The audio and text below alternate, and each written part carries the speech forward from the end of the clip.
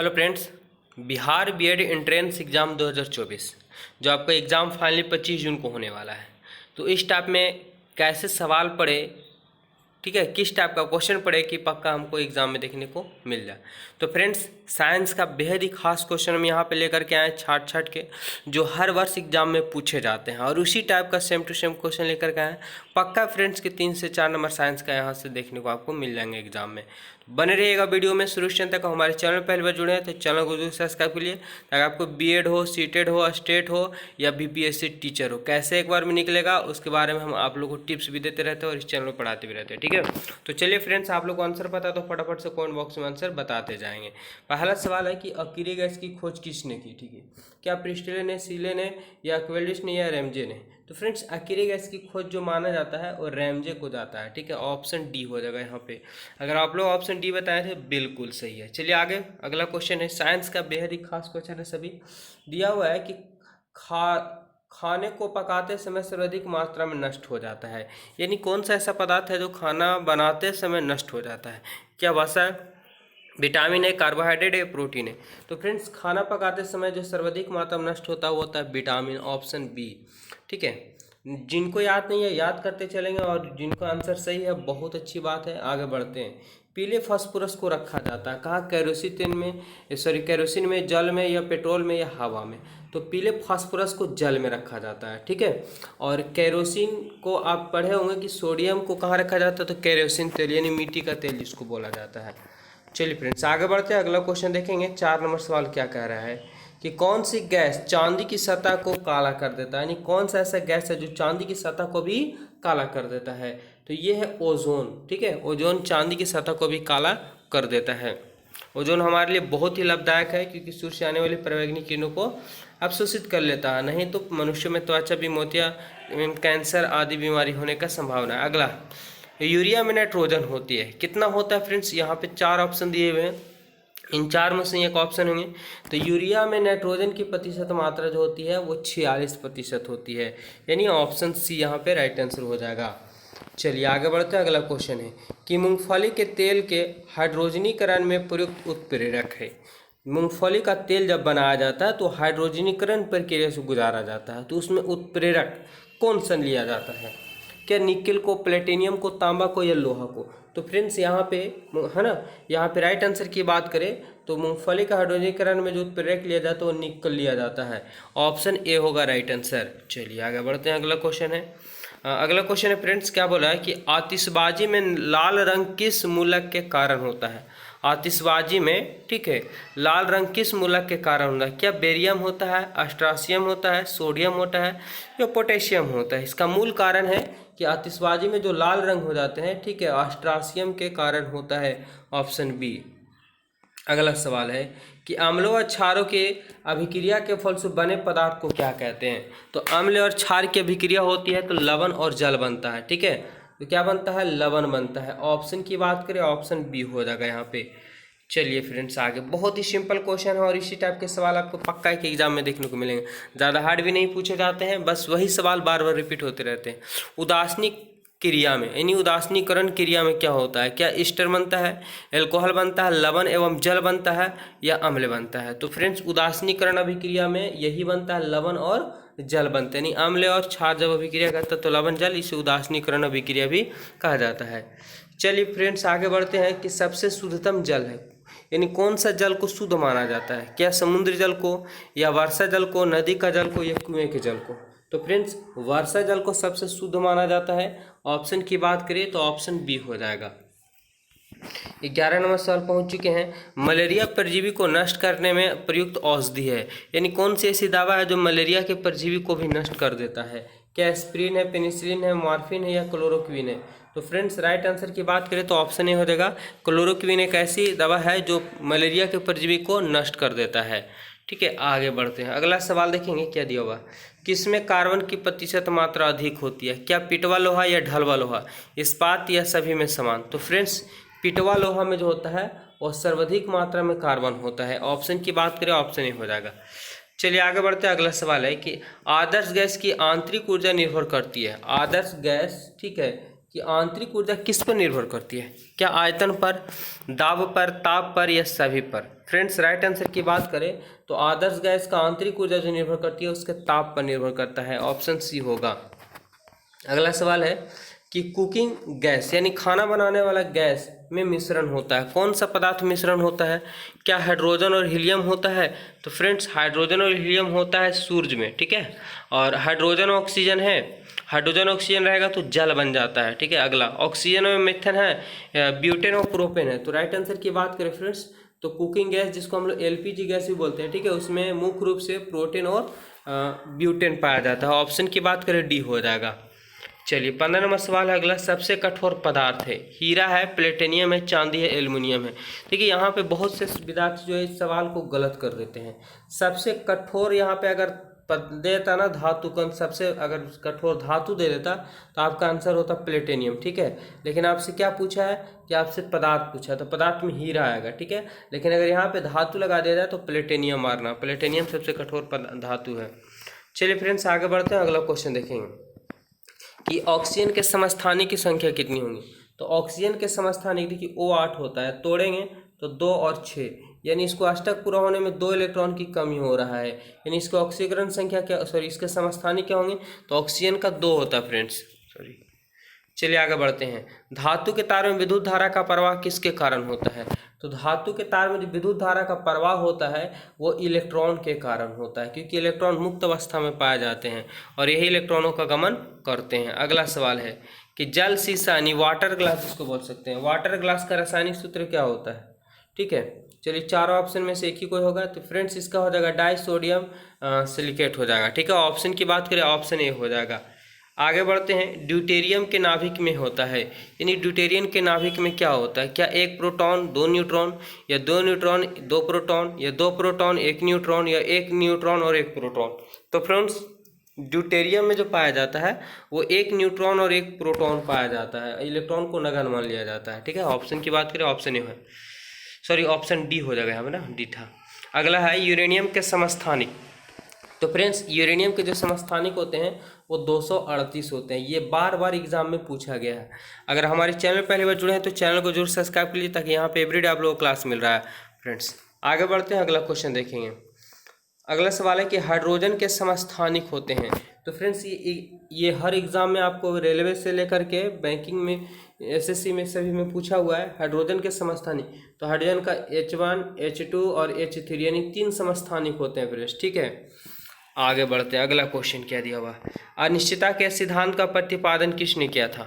अनिश्चितता के सिद्धांत, ठीक है, अनिश्चितता का सिद्धांत किसने दिया था, तो ये दिया था फ्रेंड हाइजेनबर्ग ने, ठीक है। ऑप्शन की बात करें तो ऑप्शन यहाँ पे बी हो जाएगा। चलिए अगला सवाल है दिया हुआ है, क्या कि स्थिर ताप पर गैस का आयतन कम करने से क्या होगा, यानी स्थिर ताप है उस पर गैस का आयतन क्या कर दिया जा रहा है, कम कर दिया जा रहा है, तो उसके दाब प्रेशर बढ़ेगा कि घटेगा, या पहले बढ़ता है फिर घटता है। तो फ्रेंड्स अगर ताप, ठीक है, स्थिर ताप है लेकिन आयतन उसका क्या कर दिया जा रहा है, कम कर दिया, यानी जगह कम कर दिया जा रहा है, तो उसका प्रेशर क्या हो जाएगा, बढ़ जाएगा। ऑप्शन की बात करें ऑप्शन सी हो जाएगा यहाँ पे। चलिए फ्रेंड्स 24 नंबर सवाल, परमाणु भट्ठी में कौन सा ईंधन के रूप में प्रयुक्त होता है। तो परमाणु भट्ठी में बताना है क्या थोरियम होता है, सोडियम होता है, यूरेनियम होता है, पेट्रोलियम होता है, ठीक है फ्रेंड्स फटाफट से बता दीजिए। तो परमाणु भट्ठी में जो होता है यूरेनियम का प्रयोग किया जाता है, ठीक है, विशाल मात्रा में ऊर्जा मुक्त होती है इससे। आगे बढ़ते हैं, अगला सवाल है कि सिंदूर का रासायनिक नाम क्या है। सिंदूर का तो मर्क्यूरस सल्फाइड होता है इसका सूत्र है, ठीक है, HGS बोला जाता है, HGS सिंदूर का सूत्र होता है, और ये हर एग्जाम में पूछा गया फ्रेंड्स। अगला सवाल है, आप लोग लास्ट में जरूर बताइएगा कि आपको टोटल 50 में से कितने क्वेश्चन सही हुए हैं। अगला रेडियो कार्बन डेटिंग से किसका निर्धारण किया जाता है। तो रेडियो कार्बन डेटिंग से जो निर्धारण किया जाता है वो जीवाश्म की आयु पता कर लिया जाता है, यानी कितना 100 वर्ष पुराना कोई पदार्थ है, ठीक है, उसका पता कार्बन डेटिंग के माध्यम से पता चल जाता है फ्रेंड्स। आगे बढ़ते हैं कि सूर्य की किरणों का कौन सा भाग सोलर कुकर को गर्म करता है, ठीक है, सूर्य के दिया हुआ कि सूर्य की किरणों को कौन सा भाग सोलर कुकर को गर्म करता है। तो फ्रेंड्स ये करता है परावैंगनिक किरण, जिसको अल्ट्रावायलेट किरण भी कहा जाता है, ठीक है, परावैंगनिक किरण है। ऑप्शन की बात करें ऑप्शन सी हो जाएगा। चलिए, ताप के केल्विन स्केल में जल का क्वथनांक कितना होता है? तो देखिए नॉर्मल 273 होता है, और कितना डिग्री पे? 100 डिग्री पे, तो इसमें 100 जोड़ देना है, नहीं टोटल आपका क्या हो जाएगा? आंसर की बात करें तो 373 केल्विन जो होता है, ठीक है फ्रेंड, 373 केल्विन जो होता है जल का क्वथनांक होता है, यानी खोलने लगता है जल। अगला, निम्नलिखित में कौन सबसे कठोरतम धातु है? फ्रेंड्स हम इसके पहले में आपको बता चुके थे कि सबसे कठोरतम पदार्थ दिया होता तो हीरा मार देते, लेकिन कठोरतम यहाँ पे दे दिया क्या थी? धातु। ठीक है, तो धातु दिया होगा तो क्या होगा? राइट आंसर की बात करें फ्रेंड्स तो प्लेटिनियम होगा। इसका राइट आंसर पहले ही हम आप लोग को बता चुके हैं। अगला सवाल है 30 नंबर सवाल कि निम्नलिखित हैलोजन में सबसे अधिक अभिक्रियाशील कौन सा हैलोजन है? तो फ्रेंड्स फ्लोरीन। ठीक है, फ्लोरीन जो है सबसे अधिक मात्रा में अभिक्रियाशील है, बहुत तेजी से अभिक्रिया कर लेता है। आगे बढ़ते हैं, अगला सवाल देखेंगे। तो सवाल दिया हुआ कि बॉक्साइड का रासायनिक नाम क्या है? बॉक्साइड का, ठीक है, क्या पूछा है? बॉक्साइड का रासायनिक नाम। तो फ्रेंड्स बॉक्साइड का रासायनिक नाम होता है एल्युमिनियम ऑक्साइड है। ठीक है, एल्युमिनियम ऑक्साइड। आगे बढ़ते हैं, अगला सवाल देखेंगे फ्रेंड्स, बने रहेंगे वीडियो में। अगला सवाल दिया कि मोनाजाइट किसका अयस्क है? मोनाजाइट जो है वो किसका अयस्क है? तो मोनाजाइट की अगर हम बात कर ले, क्या जर्मेनियम का है, थोरियम का है? थोरियम यहाँ पे, ठीक है, थोरियम का है या टाइटेनियम का है या लोहा का? तो फ्रेंड्स मोनाजाइट जो अयस्क है वो थोरियम का है। ऑप्शन की बात करें बी हो जाएगा। चलिए 33 नंबर सवाल आ चुके हैं कि कौन सी धातु कमरे के तापक्रम में पर द्रव अवस्था में पाया जाता है? वेरी वेरी इंपॉर्टेंट क्वेश्चन है कि कौन सा ऐसा धातु है, ठीक है, जो कमरे के तापमान पर द्रव अवस्था में पाया जाता है? फ्रेंड्स राइट आंसर की अगर हम बात करें तो ब्रोमीन जो है वो, ठीक है, वो एक प्रकार का धातु है, लेकिन कमरे के ताप पर ये कौन अवस्था में? तो द्रव अवस्था में पाया जाता है। चलिए आगे है, रेडियम प्राप्त किया जाता है लाइमेन स्टोन से, हेमेटाइट से, पिंच ब्लेड से, या है ना रन टाइल से? किससे प्राप्त किया जाता है फ्रेंड्स? इसकी राइट आंसर की बात करें, ठीक है, तो आप लोग कमेंट बॉक्स में इसका आंसर आप लोग बताएंगे। इसका आप लोग कमेंट बॉक्स में आंसर बताएं कि रेडियम किससे प्राप्त किया जाता है। देखते हैं क्या आप लोग मेरा कितना वीडियो देख पाते हैं, इसको पूरा देखते हैं कि बीच में छोड़ देते हैं। निम्नलिखित में से किसका प्रयोग दर्पण को चमक देने के लिए किया जाता है? तो फ्रेंड दर्पण को चमक देने के लिए किसका प्रयोग किया जाता है? ये किया जाता है सिल्वर ऑक्साइड का प्रयोग किया जाता है। ठीक है फ्रेंड्स, सिल्वर ऑक्साइड का प्रयोग किया जाता है, ऑप्शन सी हो जाएगा। चलते हैं आगे बढ़ते हैं, और 36 नंबर सवाल आ चुके हैं कि सबसे अधिक आघात वर्धनीयता धातु है, यानी सबसे पतला से पतला उसको बनाया जा सकता है। ठीक है, क्या सोना है, चांदी, एल्युमिनियम है या सोडियम है? ठीक है, तो फ्रेंड्स यहाँ पे राइट आंसर की बात करें कि सबसे ज़्यादा आघात वर्धनीयता होता है, यानी 1 ग्राम सोना से भी आप 1 किलोमीटर की तार खींचा जा सकता है, इतना होता है फ्रेंड्स, 1 ग्राम ही, हाँ बहुत पतला होता है। चलिए आगे बढ़ते हैं, अगला सवाल दिया है एनी बेसेंट का संबंध किससे है? एनी बेसेंट का संबंध किससे है? चलिए फटाफट से बता दीजिए। तो फ्रेंड्स ये एनी बेसेंट का जो संबंध था वो थियोसोफिकल सोसाइटी से था। ठीक है, ऑप्शन की बात करें सी हो जाएगा। अगला है कि राज्यसभा में सीटों की अधिकतम संख्या कितनी होती है? राज्यसभा में फ्रेंड्स अभी जल्दी में लोकसभा का चुनाव हुआ है, आपको पता होगा कि लोकसभा के चुनाव में टोटल 543 सीटें होती है, लेकिन यह है राज्यसभा, और राज्यसभा में सीटों की अधिकतम संख्या कितनी होती है? तो फ्रेंड्स 250 होती है राज्यसभा का, और लोकसभा का 543 होता है। चलिए आगे बढ़ते हैं, 39 नंबर सवाल दिया हुआ है कि भारतीय संविधान के किस अनुच्छेद के अंतर्गत भाषण एवं अभिव्यक्ति की स्वतंत्रता का अधिकार की गारंटी दी गई है? यानी आपको कहीं भी बोलने का, ठीक है, को काम करने का आपको अधिकार दिया गया है। ठीक है, भारत संविधान तो किस अनुच्छेद के अंतर्गत? तो फ्रेंड्स ये 19 के ए के अंतर्गत दिया गया है। ऑप्शन की बात करें तो ऑप्शन ए हो जाएगा। 40 नंबर सवाल, हर्षवर्धन किसके द्वारा पराजित हुए थे? हर्षवर्धन जो है किसके द्वारा पराजित हुए थे?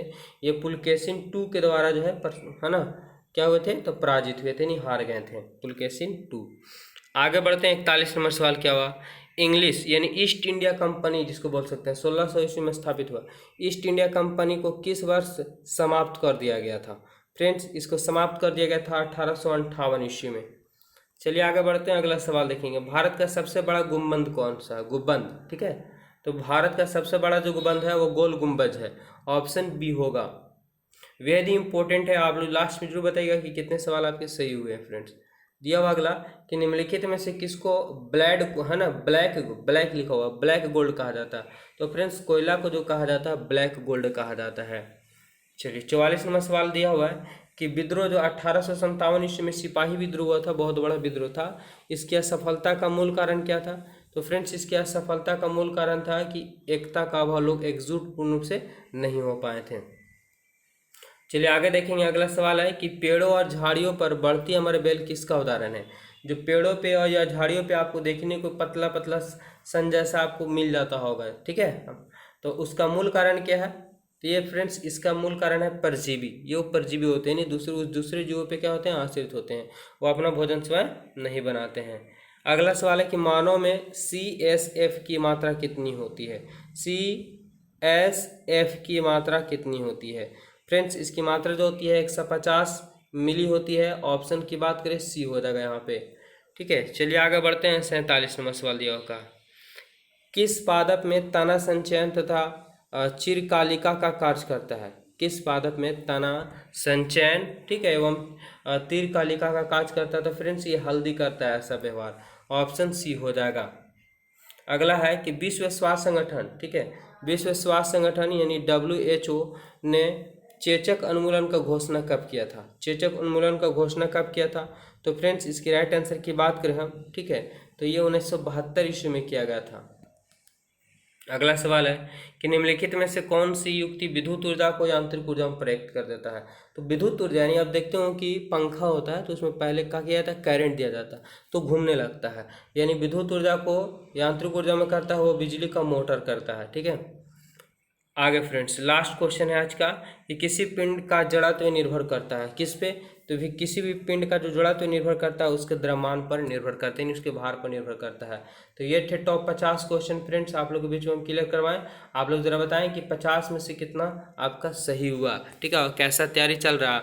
आप लोग का एग्ज़ाम बेस्ट होगा, थोड़ा सा मेहनत करते रहिए क्योंकि कंपटीशन काफ़ी हाई होता जा रहा है।